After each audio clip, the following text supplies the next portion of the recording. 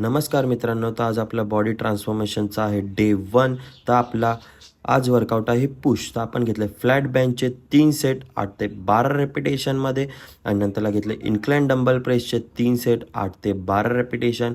नंतर आपण घेतले डिक्लाइन फ्लाईज, त्याचे आपण घेतले 3 सेट 8 ते 12 रेपिटेशन. नंतर आपलं आलं शोल्डर वर्कआउट. तर शोल्डर वर्कआउटमध्ये आपण डंबल ओव्हरहेड प्रेसचे घेतले 3 सेट 8 ते 12 रेपिटेशन.